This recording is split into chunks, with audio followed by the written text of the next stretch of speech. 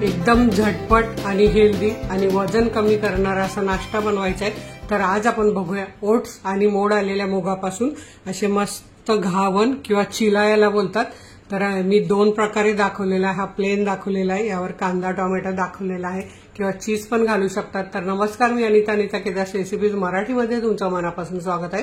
तर चला आज आपण बघूया मूग आणि ओट्स पासून हेल्दी असा नाश्ता, हेल्दी आणि टेस्टी, अगदी तुमचं वजन कमी होईल अशी आज रेसिपी आपण बनवतो आहे।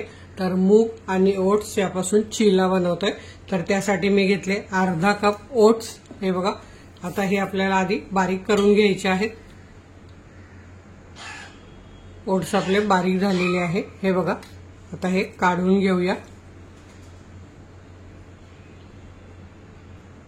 आता इथे मिक्सरच्या भांड्यात घालायचे अर्धा इंच आलं साल काढून धुवून घेतलेलं, हिरवी मिरची आपल्या आवडीप्रमाणे।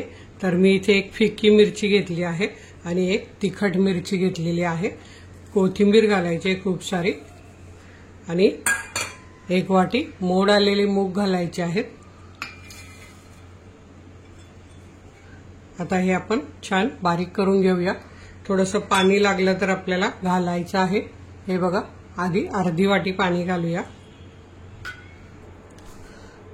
आता इथे आपली बघा छान पेस्ट तयार झालेली मूग कोथिंबीर हिरवी मिरचीची, ते आपण ह्या ओट्स मध्ये घालून घेऊया।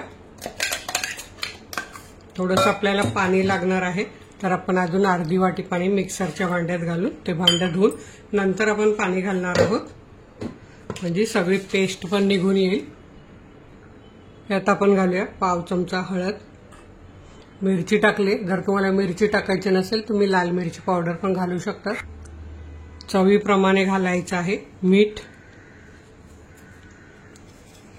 आणि आता हे आपल्याला सगळं मिक्स करून घ्यायचं आहे।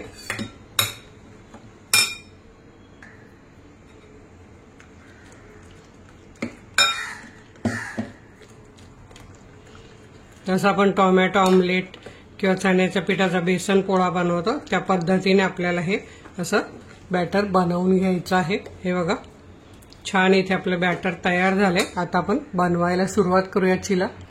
आता इथे आपला तवा तापलेला आहे, त्याला आपण अर्धा चमचा तेल लावून घेऊया।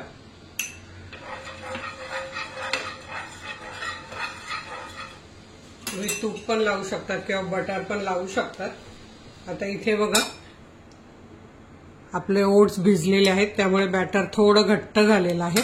तर आपण यात पाणी घालूया। अगदी म्हणजे आपल्याला हे मिश्रण भिजत नाही घालायचं, पण ओट्स 5 मिनिटात तवा बिवा तापेपर्यंत भिजतात, तोपर्यंत हे बघा पाणी आपण थोडंसं घालून घ्यायचं बॅटरमध्ये आणि मिक्स करायचं, हे बघा। जसं आपल्याला आपण चण्याच्या पिठाचा पोळा टोमॅटो ऑमलेट बनवतो तसंच हे मिश्रण बनवून घ्यायचं आहे। आता आपण तव्यावर टाकूया।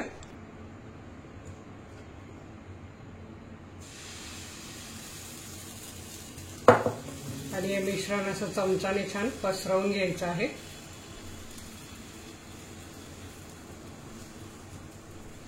खूप हेल्दी रेसिपीज आहे आणि मुलं पण असे मूग खात नाहीत, पण हा चिला नक्की खातील किंवा याला धिरड्या पण बोलू शकतात। आता छान भाजून घ्यायचं आहे, गॅस मीडियम करायचा आहे, हे बघा। वरचं जसं जसं सुकत येईल त्यानंतर आपल्याला पलटी करायचं आहे। तर इथे तुम्ही बघू शकता वरच्या साईडने पूर्ण सुकलेला आहे। तर आता आपल्याला हा पलटी करून घ्यायचा आहे, हे बघा। सहज सुटलाय, म्हणजे एकदम परफेक्ट वरचं मिश्रण सुकलं म्हणजे तुमचा डोसा अगदी छान निघेल। आता दुसऱ्या साईडने पण छानपैकी भाजून घ्यायचा आहे।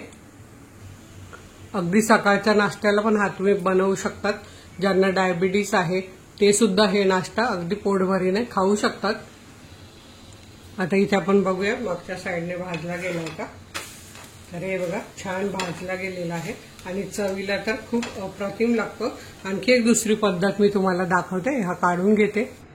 आता इथे आपण तव्याला पुन्हा तेल लावून घेऊया आणि हे बॅटर घालून घेऊया।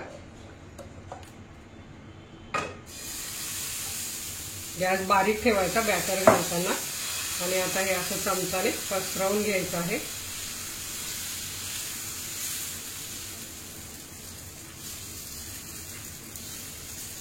आणि आता यावर आपल्याला घालायचा आहे थोडासा कांदा। आणि टोमॅटो दिसायलाही छान दिसतं आणि पोट भरतं. आणि आता हाही आपल्याला वरून सुकेपर्यंत भाजून घ्यायचा आहे. तर उलटणीने असं कांदा टोमॅटो दाबून घ्यायचा आहे. आणि हे मीडियम गॅसवर करायचं आहे, म्हणजे दोन्ही पण अगदी बारीक पण आहे मोठा पण नाही. आता हे बघा वरून सुकत आले आणि हे बघा खालची साईड पण सुटलेली आहे. तर आता आपण याला पलटी करून घेऊया. हे बघा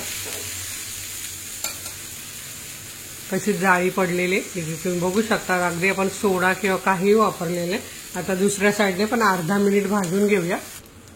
तर इथे आपली अर्धा मिनिट झालेला आहे, आपण बघूया. तर हे बघा दुसऱ्या साईडने पण छान भाजला गेलेला आहे. आता आपण हा काढून घेऊया. तर इथे तुम्ही बघू शकता किती छान दिसतो आहे. यावर जर मुलांना तुम्ही चीज किसून टाकलं तरी मुलं खूप आवडीने खातील. तर इथे आपला हा झटपट हेल्दी आणि टेस्टी नाश्ता तयार झालेला आहे. तुम्ही सोबत दही घ्या किंवा टोमॅटो सॉस घ्या किंवा असंच सुद्धा खाऊ शकतात किंवा चहा बरोबर खाऊ शकतात. तर तुम्ही नक्की करून बघा. व्हिडिओला एक लाईक तर नक्कीच करा आणि मित्रमैत्रिणींना शेअर करायला विसरू नका. तर वेळात वेळ काढून व्हिडिओ बघितल्याबद्दल तुमच्या मनापासून धन्यवाद. अशाच माझ्या छान छान रेसिपी बघा, बनवा, खा आणि हेल्दी राहा. धन्यवाद.